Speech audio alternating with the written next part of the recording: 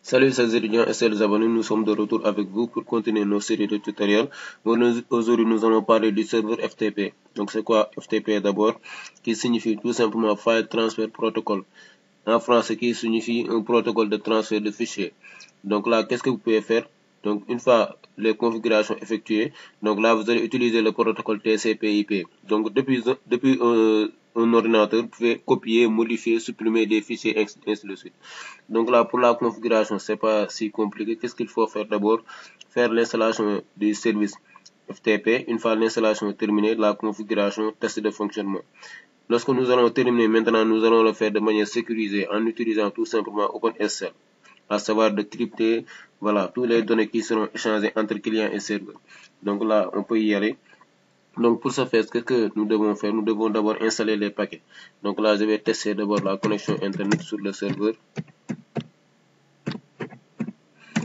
Voilà, donc la connexion Internet marche. Maintenant, je peux installer les paquets avec la commande dnf install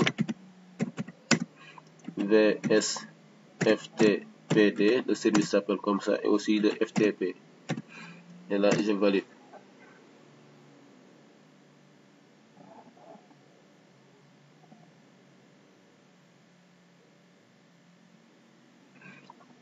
Là, nous allons patienter le temps que les paquets s'installent.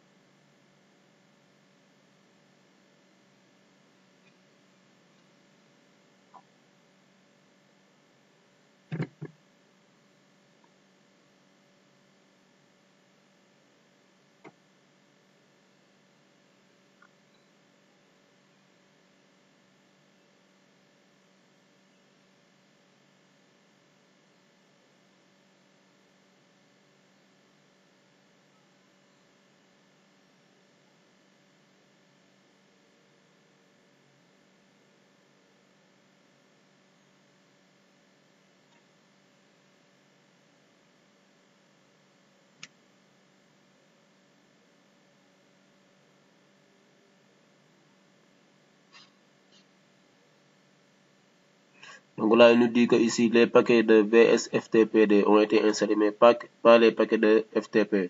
Donc, c'est pas grave, c'est pas la peine de se fatiguer. Donc, qu'est-ce qu'on va faire? Nous allons utiliser tout simplement l'ISO. Donc là, je vais utiliser l'ISO pour faire l'installation de FTP. Donc là, je vais parcourir. Voilà.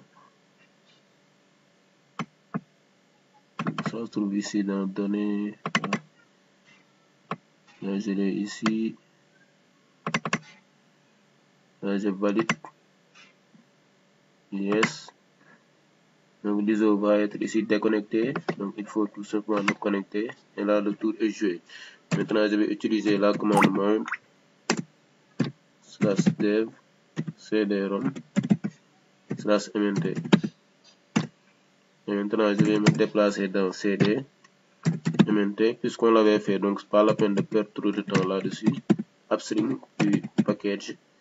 Voilà. Et là, je vais utiliser la commande rpm -ivh ftp tabulation. Là, je valide maintenant.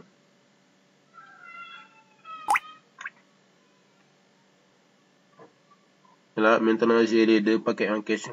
Maintenant, je peux passer au niveau de la configuration. Voilà. Donc, pour la configuration, je vais éditer le fichier vim /etc vsftp vsftpd.conf. Là, une fois à l'intérieur, je peux même numéroter pour voir ce qui se trouve à l'intérieur. Voilà. Donc maintenant, qu'est-ce qu'il faut faire?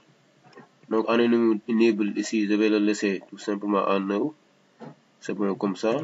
Donc je pars maintenant à la ligne 83 et 84.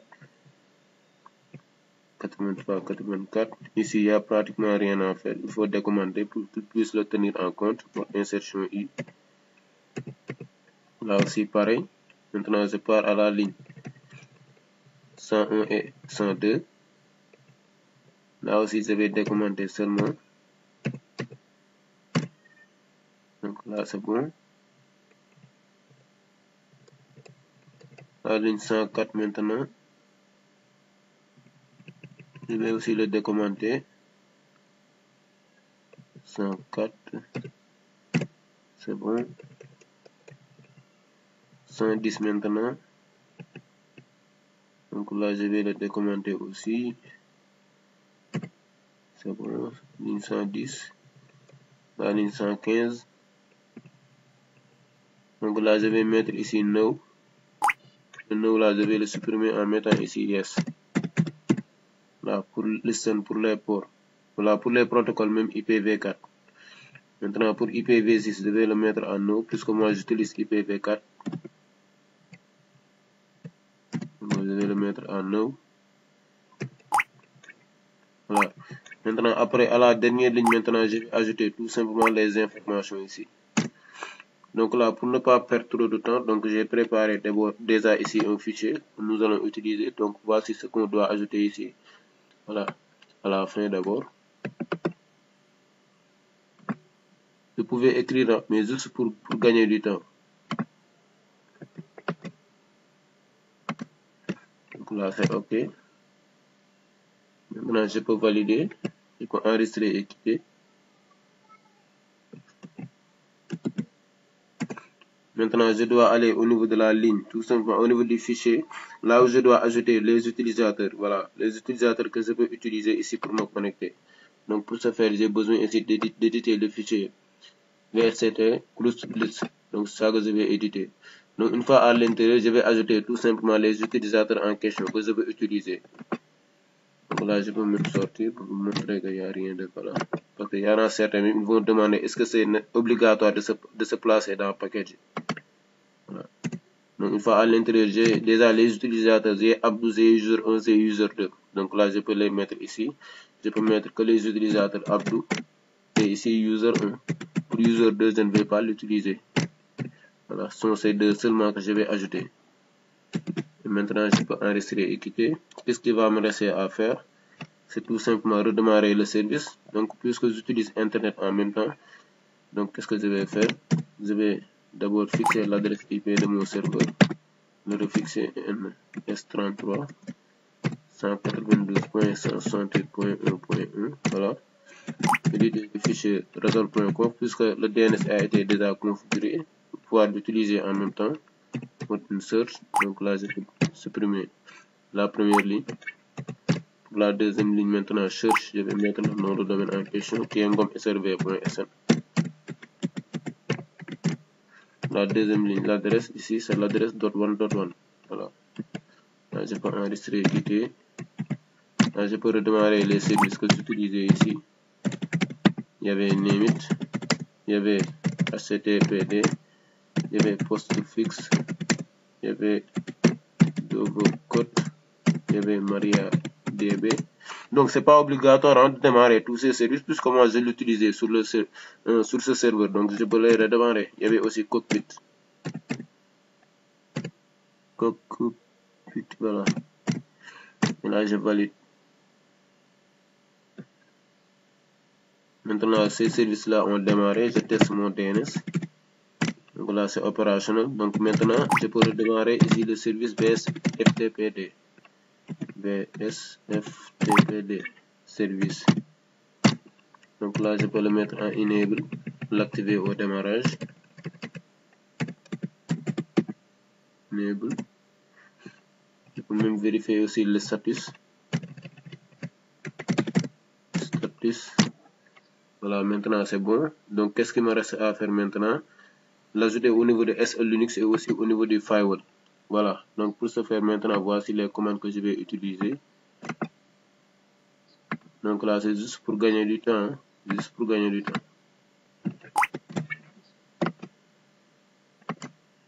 Là, je vais le mettre. Là aussi, ajouter aussi au niveau du firewall.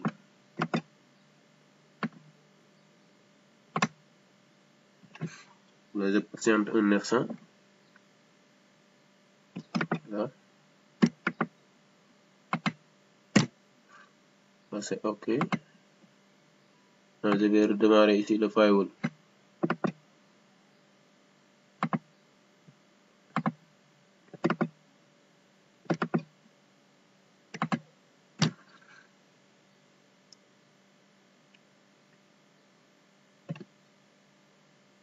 Maintenant c'est OK, je peux tester ici le service. Je vais utiliser la commande FTP, l'adresse ici du serveur. Là, il me demande de s'authentifier. Je peux utiliser ABDOU comme user 1 que j'avais utilisé. Donc je vais tester avec ABDOU. Là, il me demande le mot de passe de ABDOU. Je vais mettre le mot de passe. Et là, la configuration a été faite avec succès. Qu'est-ce qu'il nous reste maintenant à faire? De gérer la sécurité. Donc pour gérer la sécurité, nous allons utiliser Openssl. Donc pour Openssl, voici les commandes qu'on va utiliser. Donc pour ce faire, nous allons d'abord nous déplacer au niveau du fichier du répertoire même cd, etc, tls ici, certs. Voilà. Une fois maintenant que nous sommes à l'intérieur, voilà, qu'est-ce qu'il faut faire? Faire la génération des clés. Donc comme nous l'avions fait lorsqu'on faisait le service HTTP, maintenant nous allons faire la génération des clés. Il doit demander des informations. Voilà, SN ici. Pour ça, on l'avait déjà fait, hein. Pas la peine de s'attarder ici, hein. Donc city, donc voilà. Donc localité name ici city, je vais mettre DK. Voilà. Organization name, je vais mettre ici. Voilà.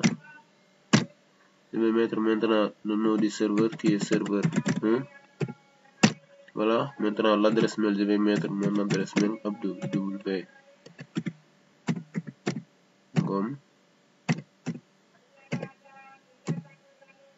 Voilà. Arrobase gmail.com. Là, maintenant c'est terminé. Qu'est-ce qu'il nous reste à faire? C'est revenir tout simplement au niveau du fichier etc vsftpd.conf. C'est là-bas qu'on va retourner tout simplement et ici ajouter les informations. Voilà. Pour les certificats. Donc pour ce faire, nous allons nous déplacer au niveau de la dernière ligne. Et là, nous allons maintenant ajouter les informations pour les certificats. Donc voici ici ce dont on a besoin ici. Donc ça sont nos deux certificats ici. Les certificats pour le SSL, on va le mettre à yes. Voilà. Local ici, on va le mettre à yes. Voilà. Login pour les utilisateurs qui doivent se connecter. Là et là, ce sont les ports. Maximum et minimum aussi. Donc là, on va le copier. On revient au niveau du serveur. Et on va le mettre. Maintenant, on peut enregistrer et quitter. Voilà. Maintenant, ce qui nous restait à faire tout à l'heure, voilà. Après la génération des clés, nous allons tout simplement ici faire l'activation des droits. L'activation des droits aussi, il fallait le faire. Maintenant, c'est bon. Qu'est-ce qu'il nous reste à faire? Redémarrer le service. Restart vsftpd service. Maintenant, qu'est-ce qu'on peut faire maintenant? On va utiliser tout simplement une machine cliente, voilà, pour tester. Donc là, on va démarrer notre machine cliente. On avait déjà ici un Windows 10.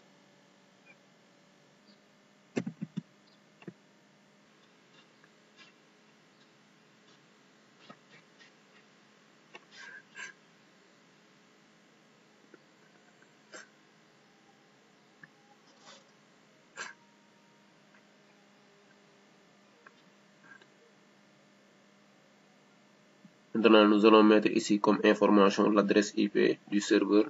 Voilà, le nom d'utilisateur et le mot de passe. Donc voici l'adresse qui est l'adresse 192.168.1.1. Voilà. Maintenant, pour l'identifiant, on va tester avec l'utilisateur ABDOU.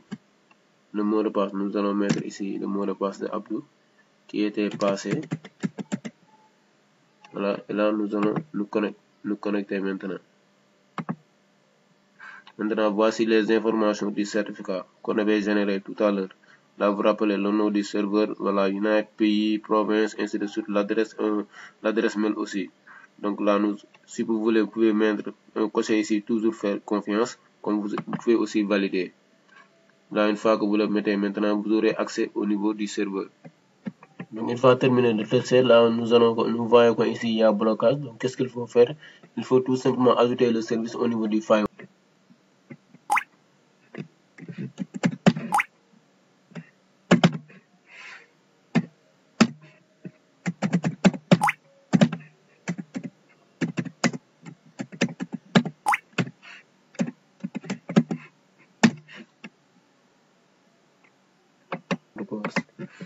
FTP, pareil. Là, nous avons maintenant accès au niveau du serveur. Donc ici, à ce moment, à ce niveau-là, on peut copier des fichiers, coller, ainsi de suite, tout ce dont on a besoin. On peut le faire. Si par exemple, je viens ici au niveau de desktop, là, j'ai ici le dossier fichier 1. Je peux tout simplement envoyer le fichier. Voilà. Maintenant, au niveau du serveur, je peux revenir ici. Au niveau du serveur. Voilà, je l'avais même déjà copié. Hein. Je peux prendre exemple, un autre fichier.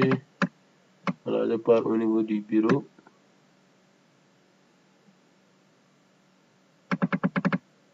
Desktop. L'utilisateur gomme, voilà, desktop.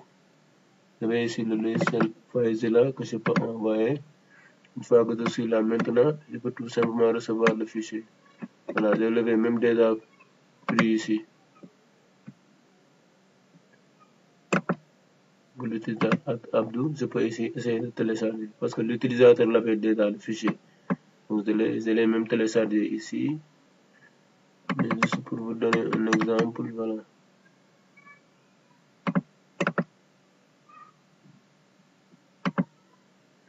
Donc tous ces deux-là, je l'avais déjà pris. Je peux envoyer.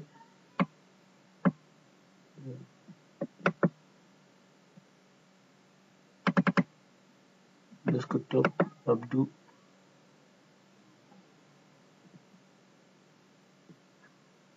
Voilà.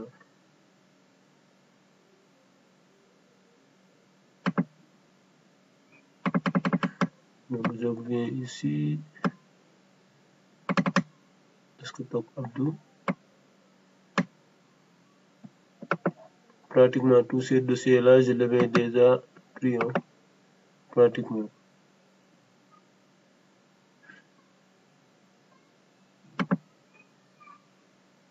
Voilà. Donc en grosso modo, voici tout ce que vous pouvez faire. Hein. Vous pouvez copier ici, coller de l'autre côté, tout ce dont vous avez besoin. Voilà. Comme si vous pouvez prendre au niveau du serveur et le mettre tout simplement au niveau de l'autre fichier. Voici le document doc que je viens ici tout simplement de mettre. Donc c'est bon, on peut se donner rendez-vous pour un autre tutoriel.